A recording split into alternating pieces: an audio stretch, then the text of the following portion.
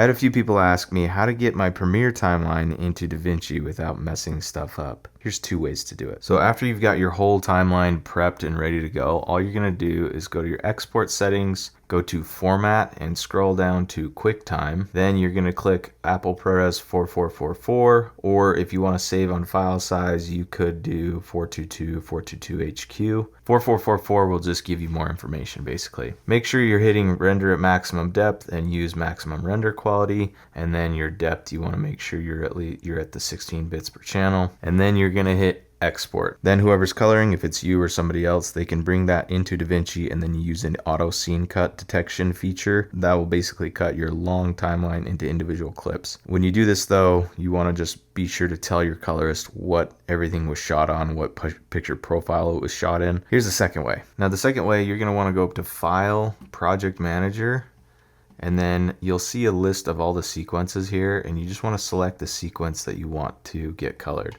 So in this case, it's going to be the Getaway Full 4-color.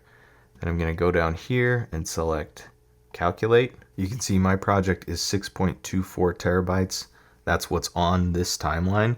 So then I can go to Destination Path and select where I want this 6.24 terabytes, or this timeline, all of the footage and information here, to go. What that will do is basically consolidate just this timeline into one specific location. So if you have a bunch of stuff that's on a bunch of different drives, it will consolidate it to one specific location. Then once you've got it all in one location, you're going to go to File and then Export, Final Cut Pro XML. You're going to export an XML, and then you're also, after that's done, going to export an EDL. And basically the difference between an XML and EDL, from what I understand, is XML retains all the metadata within the clips and everything, and an EDL is basically a backup for all the cuts and everything. Once you've got all that exported, you just put that all on one drive and send it to your colorist, or if it's a small enough project, you can obviously just upload it and send it to him over the internet. In this case, since it's over 6 terabytes, we gotta put it on a drive and ship it off. That's a fun little behind the scenes of how we go from editor to colorist.